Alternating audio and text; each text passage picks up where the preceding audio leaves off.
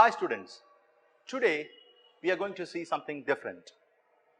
While we are releasing the last video, we got some of the responses in the comment box and through mails that was Gandhi a realist or idealist?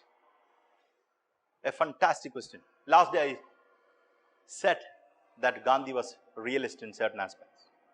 Let us look into that, whether Gandhi was a realist or idealist. What the problem that we face is when we see Gandhi, we tend to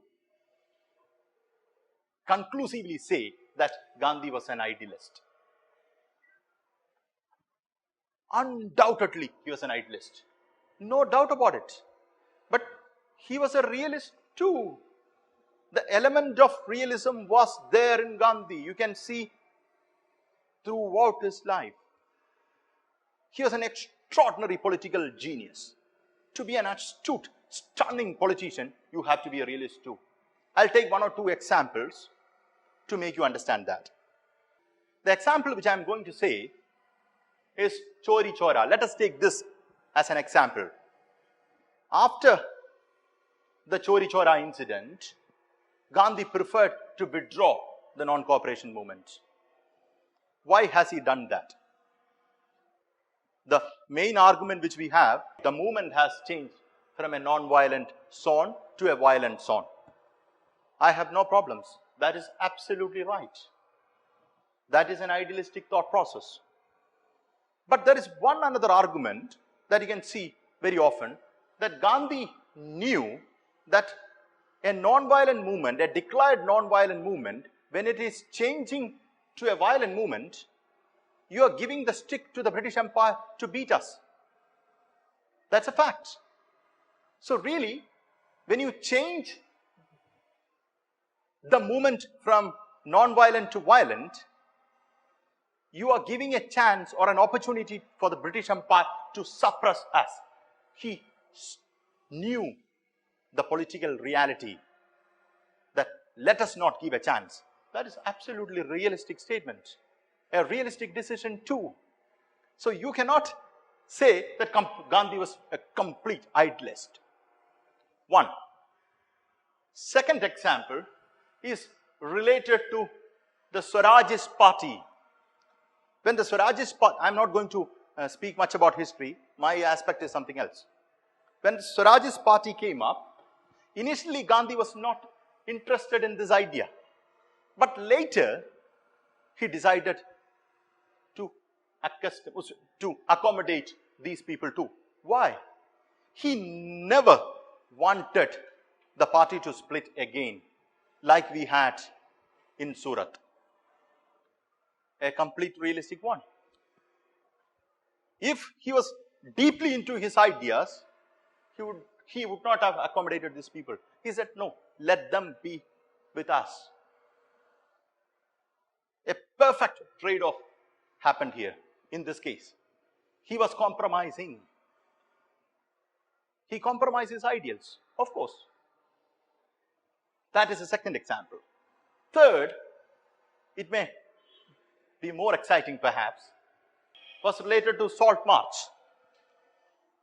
During Salt March, while he was starting from his ashram, he picked 78 loyalists, his disciples. In that, all were men. No woman was there. Why? Have you ever thought about this? Why hasn't Gandhi chosen at least one woman?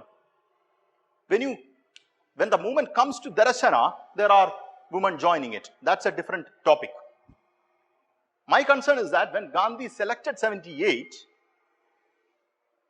there were no women. There are no women.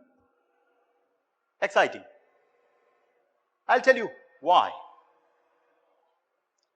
First of all, before Gandhi coming to India, the woman participation in any movement was indeed less.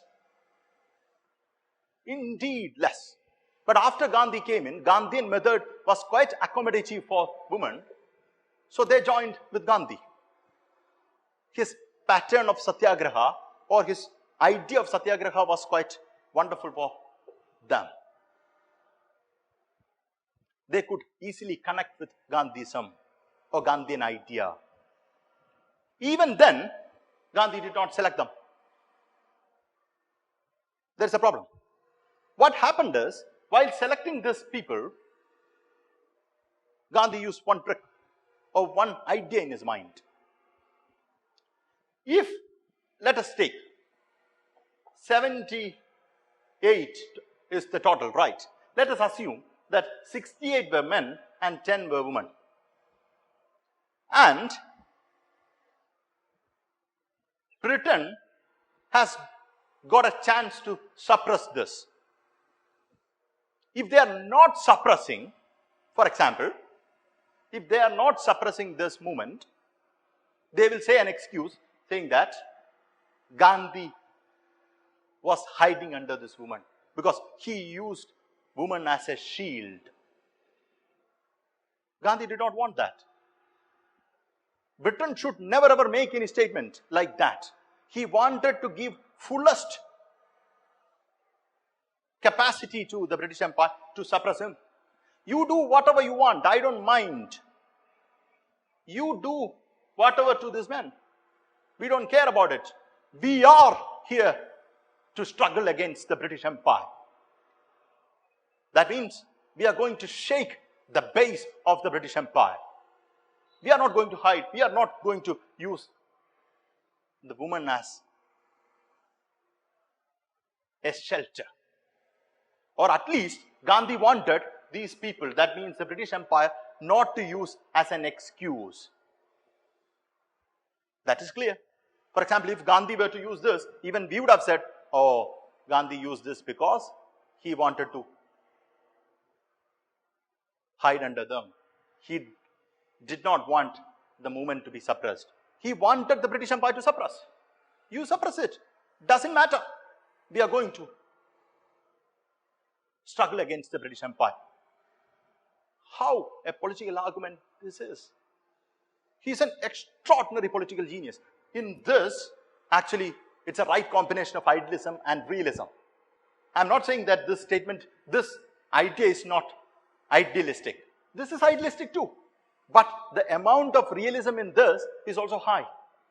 So we cannot, what my entire argument is that you should not conclude, one-sidedly conclude that Gandhi was an extreme idealist.